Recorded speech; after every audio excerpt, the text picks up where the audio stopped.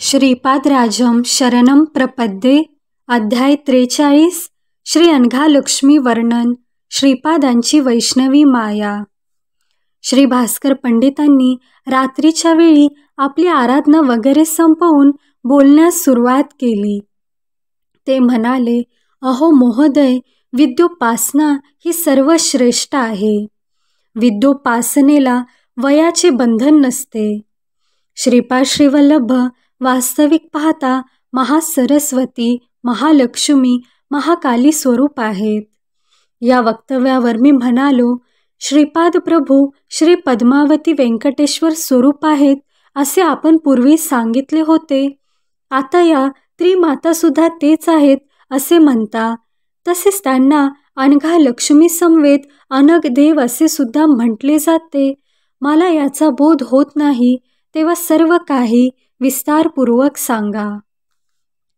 श्रीपाद प्रभूंचे विराट स्वरूप. तेव्हा ते महापंडित म्हणाले, बंधूंनो, परमात्मा सर्व जीवराशीमध्ये विद्यमान आहे असे शास्त्राचे वचन आहे. पिपिलिकेपासून ब्रह्मापर्यंत तो सर्वांत व्यापून आहे. श्रीपाद प्रभूंच्या अवतारात ते पिपिलिका रूपात आणि ब्रह्मरूपात दोन्हींमध्ये आहेत. म्हणून सर्व सृष्टीत सृष्टीरूपाने ते उभे आहेत. ते संपूर्ण जीवराशीतील चैतन्यात तादात्म्य स्थितीशी एकरूप होऊन जातात. हीच त्यांची विशेषता आहे. ते सर्व राशीत जीवराशी रूपाने राहून सुद्धा कोणत्याही जीवात त्यांचा स्पर्श जाणवत नाही. हीच त्यांची वैष्णवी माया आहे. सृष्टीची मर्यादा, परिमितता या संबंधी काही नियम मांडण्यात येतात. श्रीपाद प्रभूंचे महासरस्वती, महालक्ष्मी, महाकाली रूपात असणे म्हणजे त्या चैतन्य रूपात ते व्यक्त होतात. ते चैतन्य रूप ते स्वतःच असतात. ज्या रूपाची अभिव्यक्ती होते त्या स्वरूपात ते आपल्या योग मायेने निरंतर तादात्म्य स्थितीत असतात. ते जेव्हा महासरस्वतीचे चैतन्य घेऊन तादात्म्य स्थितीत असतात तेव्हा चतुर्मुखी ब्रह्मस्वरूपाशी तादात्म्य पावतात. महासरस्वती असो अथवा हिरण्यगर्भ रूपाने असो, ते स्पर्श बंधनात असतात. याचप्रमाणे एकच आत्मा 4-5 पुरुष रूपात सुद्धा आविर्भूत असू शकतो. या आत्म्याची शक्ती स्त्री रूपाने एकाच वेळी 4-5 रूपात सुद्धा आविर्भूत होऊ शकते. तसेच पुरुष रूपाला स्त्री सुद्धा सगुण साकार रूप घेऊन विधी निर्णयानुसार निश्चित केलेल्या मर्यादेचे कटाक्षाने पालन करते. याप्रमाणे श्रीपाद प्रभू अनघा लक्ष्मी समवेत अनगदेव होऊन वात्सव्य करतात. ते त्यांचे अर्धनारीश्वर रूप आहे. सध्या ते श्रीपाद श्रीवल्लभ रूपाने यतीश्वराच्या रूपात आहेत. सगुण साकार रूपातील मर्यादा, परिमितता ते न चुकता पाळतात. ही धर्माची सूक्ष्मता आहे. धर्म वेगळा आणि धर्म सूक्ष्मता वेगळी असते. श्रीपाद प्रभूंनी दिव्य अनुभवांचा विशेष वर्षाव करण्यासाठी सृष्टीरूप धारण केले आहे. सृष्टीत असलेल्या तादात्म्य स्थितीमुळे मानवाला त्वरित गती मिळू शकते. हे त्यांचे तात्पर्य आहे. श्रीपाद प्रभू जप, ध्यान, तपस्या करीत आणि त्याचे सर्व फल स्वतः न घेता सृष्टीला देत. भक्तांची आधिव्याधीतून सुटका करण्यासाठी ते आपले तपोफल वाहून त्यांची कर्मबंधनातून सुटका करतात. जगन्नाथ आपल्या 4 शक्ती महासरस्वती, महालक्ष्मी, महाकाली, राजराजेश्वरी या विश्वातील दैवाभिव्यक्तीसाठी, विश्व परिपालनासाठी आविर्भूत करतात. अंबिका देवीला 3 स्थिती असतात. 1 अतीत स्थिती, 2 विश्वस्थिती, 3 शक्ती स्थिती. सृष्टीचे कार्य चालण्यासाठी पराशक्ती अतीत स्थितीत असते.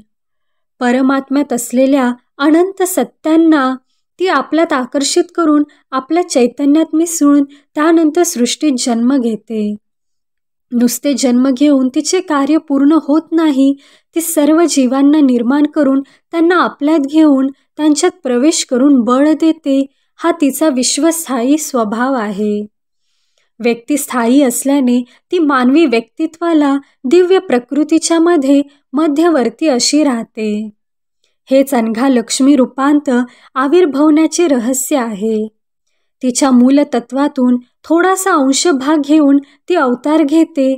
त्या अंशाच्या निर्वाहनाचे काम पूर्ण झाल्यावर त्या अंशाला पुन्हा मूळ तत्वात आकर्षून घेते. अनग देवाच्या संकल्पाशिवाय अनघा लक्ष्मी एखादी छोटे कार्य सुद्धा करू शकत नाही, पण तीच प्रभूंचा प्रत्येक संकल्प पूर्णपणे पूर्णत्वास नेते. श्रीपाद श्री वल्लभांच्या रूपात माता आणि पिता ही दोन्ही रूपे असल्याने त्यांचा विशेष अनुग्रह असतो.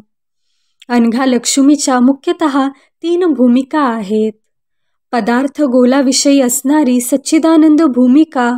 या भूमिकेत या ठिकाणी अनंत अशी स्थिती, अनंत अशी शक्ती, अनंत असा दिव्य आनंद भरून असलेले लोक असतात. या भूमिकेतून या जीवाचे वर्णन करण्यास शब्द असमर्थ ठरतात. या सच्चिदानंद भूमिकेत खालच्या स्थितीत परिपूर्ण असा दिव्य चैतन्य सृष्टी लोक आहे. या भूमिकेत अनघा लक्ष्मीची दिव्य चैतन्य महाशक्ती असते. वेदामध्ये या विश्वाचे महाश्लोक असे वर्णन केले आहे. या लोकातील कर्मांना अपयश नसते. प्रत्येक प्रक्रियेत ज्ञान, शक्ती प्रयत्न न करता परिपूर्णतेस जाते. येथे दिव्य अशा आनंदाचा अनुभव निरंतर येतो. येथे असत्य, बाधा, दुःख, पीडा यांचा संपूर्ण अभाव असतो. या भूमिकेच्या खाली एक अज्ञान भूमिका आहे. येथील जनसमुदायात अज्ञान असते. येथील लोकांमध्ये सुद्धा मन, जीव, शरीर असते, परंतु त्यांचा अनुभव अपरिपूर्ण, परिमित आणि वैफल्याने युक्त असतो. राजराजेश्वरी महिमा. राजराजेश्वरी चैतन्य मातृमूर्तीमध्ये अनंतमयी करुणा ओतप्रोत भरलेली आहे. सर्व भक्तगणांना ती आपल्या बालकाप्रमाणे मानते. प्राणमयी मनोमयी भूमिकेत अज्ञानी असणाऱ्या जीवांना असुर म्हटले जाते. ते भित्रे, आत्मनिग्रही आणि तपस्वी असलेले अहंकारी असतात. प्राणमयी भूमिकेत अधिकारी पक्षात असलेल्यांना राक्षस असे म्हणतात. त्यांची शक्ती अचाट असून त्यांचे भाव प्रचंड आणि तीव्र असतात. याशिवाय काही खालच्या स्तरातील निम्न प्राणमय भूमिकेत असणारे जीव असतात. त्यांना पिशाची किंवा प्रमादी असे म्हणतात. ते कोणतेही असुरी रूप आणि वेश धारण करू शकतात. खरे पाहता पिशाची कोणी व्यक्ती असू शकत नाही. केवळ एखादी इच्छा किंवा दुराशा अपूर्ण राहिली असता ती मनाचे काल्पनिक रूप असते. राक्षसांना बलवंत अशी प्राणमयी स्थिती असते. त्यांना मन असे काही नसते. जे दिसेल त्यालाच घट्ट पकडून धरण्याचा ते प्रयत्न करतात. काली मातेचे रूप आपणास काळ्या श्याम अशा प्राणमयी स्थितीद्वारा दिसणारे रूप असते. काली म्हणजे विध्वंसक शक्ती असते. सर्वांना दुःखी कष्टी करून त्यांची छिन्न भिन्न अवस्था करणारी ही अज्ञानी प्रकृती शक्ती आहे. महाकाली ही उन्नत भूमिकेत असते. ती साधारणपणे सुवर्ण रूपात असते. ती राक्षसांना महाभयंकर स्वरूपात दिसते. राजराजेश्वरी विवेकाची प्रतिनिधी आहे, तर महाकाली बलशक्तीची प्रतिनिधी आहे. या मातेमध्ये विनाशाची अफाट शक्ती असते. ही शक्ती प्रकट झाल्यास विनाशाने संघर्ष करूनच शांत होते. महाकाली ही काली मातेपेक्षा वेगळी देवता आहे. ज्यावेळी साधकाला आपल्या साधनेत विघ्न आल्याचे समजते तेव्हा त्याने आपल्या अंतरंगात असलेल्या महाकाली शक्तीला आवाहन करावे. असुरी, काली, श्यामा, महाकाली इत्यादींचे स्वरूप. काली श्यामा या आद्य प्राणशक्ती होत. काली ही विध्वंसक शक्ती होय. महाकाली ही सुवर्णवर्णा आणि असुरांना महाभयंकर अशी आहे. राजराजेश्वरी विवेकाची स्वामिनी, तर महाकाली बलाची स्वामिनी आहे. महालक्ष्मीचे सौंदर्य अप्रतिम असते. विवेक आणि शक्ती संपूर्णपणे मिळविण्यासाठी सौंदर्य असणे आवश्यक आहे. हे नसल्यास आपल्या प्रयत्नांना पूर्णत्व येत नाही. परंतु काही ठिकाणी एखाद्या प्रकारची समतोल अवस्था असते. यावेळी आपणास ती परिपूर्ण वाटते. यापेक्षा थोड्या उन्नत अवस्थेत पोहोचल्यावर पुन्हा तिथे आपणास नवीन परिस्थिती अनुभवास येते. त्यांना अनुसरून नवीन समतोल स्थिती प्राप्त होते. ही अवस्था आपणास परिपूर्ण वाटते. या अवस्थेची महालक्ष्मी प्रतीक आहे. विवेकामध्ये परिपूर्णता येऊन बल आणि शक्तीमध्ये परिपूर्णता न आल्यास पूर्वसिद्धी अनुकूल नसते. याच कारणाने परिपूर्णता साधण्यासाठी विवेक, बल, सौंदर्य आणि परिपूर्णता या 4 गुणांची आवश्यकता असते. मनुष्याला गूढ असलेले रहस्य म्हणजे दिव्य सामरस्यपूर्ण सौंदर्य. हे संपूर्ण विश्वाला व्यापून असणारा चिद्विलास आहे. केवळ महालक्ष्मीच्या अनुग्रहाने या विविधतेने नटलेल्या सृष्टीतील वस्तू, शक्ती आणि जीवजंतू एकात्मतेने राहतात. या एकात्म स्थितीतच त्यांना आनंदाचा लाभ होतो. ती विविध प्रकारच्या वस्तू, शक्ती आणि जीव यांची लयबद्ध आणि रूपबद्ध वाढ करते. महालक्ष्मी परम प्रेम आणि परम आनंदाची आदी देवता आहे. त्याचप्रमाणे लक्ष्मी ही भौतिक वस्तूंच्या संचयाची प्रतीक आहे. महालक्ष्मी म्हणजे भौतिक वस्तू, जीवशक्ती यांना दिव्यानंदाच्या साम्राज्याकडे वळून दिव्य जीवनाचा आनंद प्रदान करणारी महाशक्ती आहे. अनघा लक्ष्मीची शक्ती पूर्णतः प्राप्त करण्यासाठी विवेक, बल आणि सौंदर्य यांबरोबरच कर्मामध्ये सुद्धा कौशल्य असावे लागते. वेदामध्ये सरस्वती मातेची प्रशंसा आहे. दशविद्येमध्ये तिला मातंगी म्हणतात. तिची वैखरी वाणी असते. महासरस्वती निराळी असते. दिव्य नैपुण्य आणि आत्मचैतन्य कर्माचे महासरस्वती प्रतीक आहे.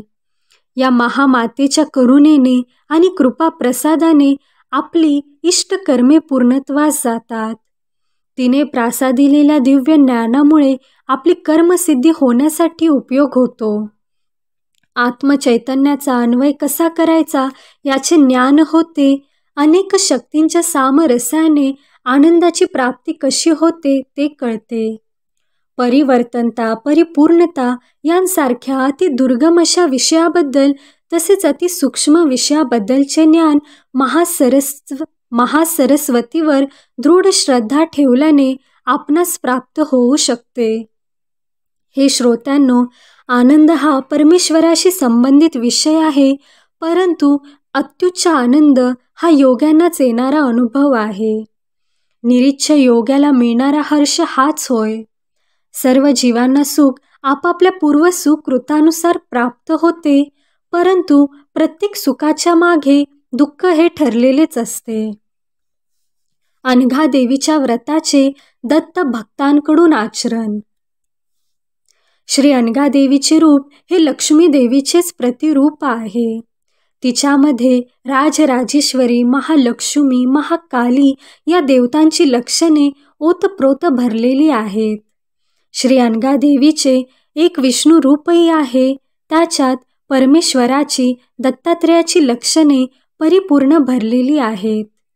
यामुळेच अनघा देवीच्या आराधना समवेत विष्णुरूप अनघाची आराधना केल्यास सर्व फल प्राप्ती होते. अनघाष्टमी हे व्रत दत्त भक्तांना अत्यंत आदरणीय आहे. या व्रताच्या आचरणाने सर्व सुखांची प्राप्ती होते. श्रीपाद प्रभूंची महती, दत्त आराधनेचे महात्म्य. हे श्रोते हो, श्री अनघा देवीच्या समवेत असणारे अनघरूप विष्णू म्हणजेच श्री श्रीपाद प्रभूंचा अवतार आहे. ते सर्वसामान्य जनांच्या बौद्धिक, मानसिक आणि आत्मिक चैतन्याच्या अत्यंत निकट असतात. ते सर्वगामी असून भक्तांच्या हाकेला तात्काळ धावून येतात. ते आपल्या भक्तांची आणि आश्रितांची दुःखे नष्ट करून त्यांना सुखाची प्राप्ती करून देतात. दशमहाविद्यांची आराधना केल्याने मिळणारे फळ केवळ श्रीपादांची किंवा दत्तात्रेयांची आराधना केल्याने तात्काळ प्राप्त होते. दुसऱ्या देवांची श्रद्धा भावाने आराधना केल्यास इष्ट फल प्राप्ती होते, परंतु श्री दत्तात्रेयांची आराधना तात्काळ फलदायिनी आहे.